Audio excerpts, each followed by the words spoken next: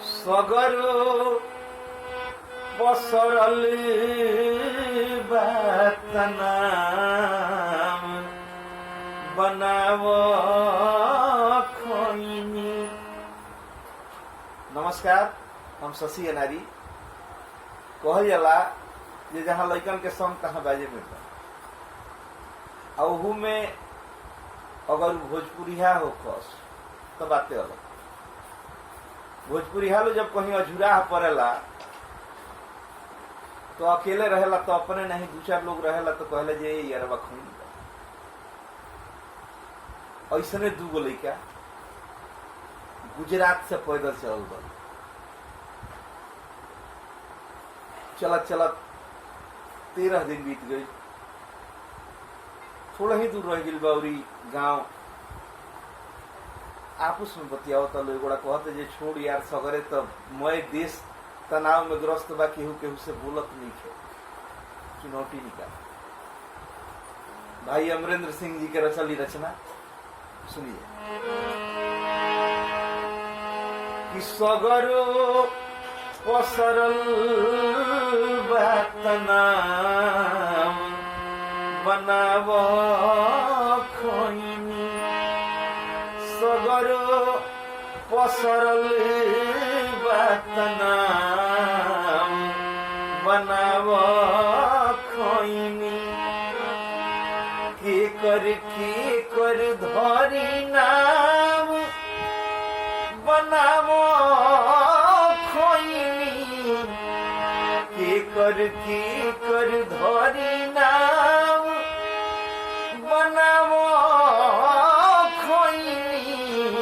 सगरो पसरल बातनाम बनाव खोइनी।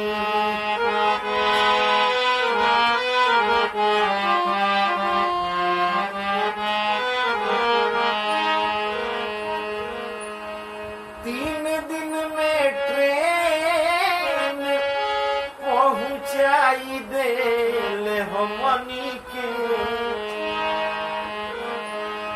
तीन दिन में ट्रेन पहुंचाई देल हमनी के। बस तनी दूरिए बगाम हो, तनी दूरिए बगाम बनाव खोइनी।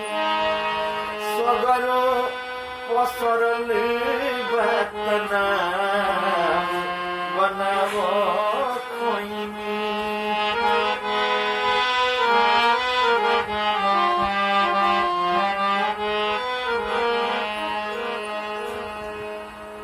चाइनीज दिन अड़बे करेला। कहते जी लोगन के बुझाता कुछ।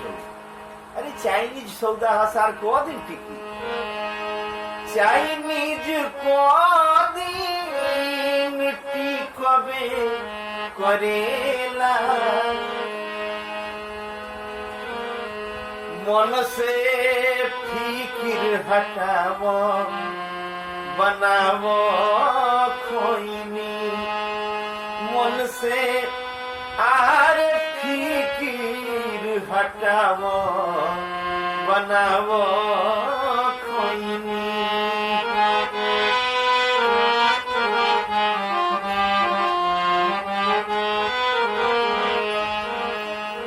एगो संगी के रोड में के चप्पल टूट जाता। दूसर का कहते जे फीता फंसा ले भैया कोनो जातारा से छोड़े चलो नहीं। बेजातारा चलाला कोई है होला।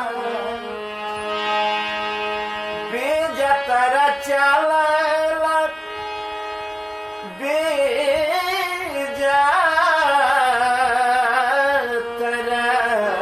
चलला।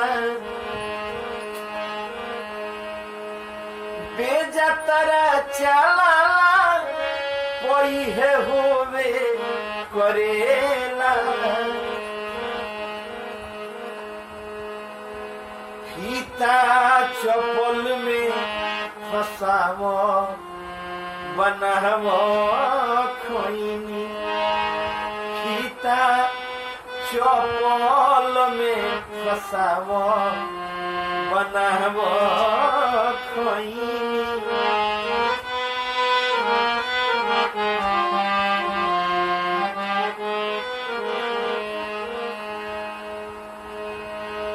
एगो कहत जे सरकारों कुछ नहीं कर कहत जे क्या सरकार के नाम ले सरकार खुद चंदा मांगतिया लोग से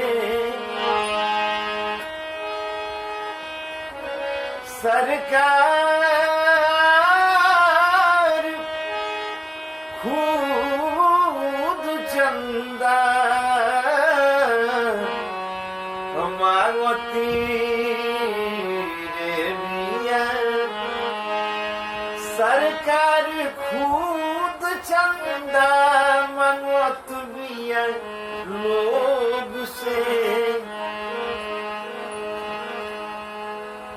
तनी करो के खियाव बनाव खैनी तनी अरे वो करो के खियाव बनाव खैनी के कर धरी नाम बनाव खैनी सगरे पसरल बात नाम बनाव खैनी बनाव खैनी बनाव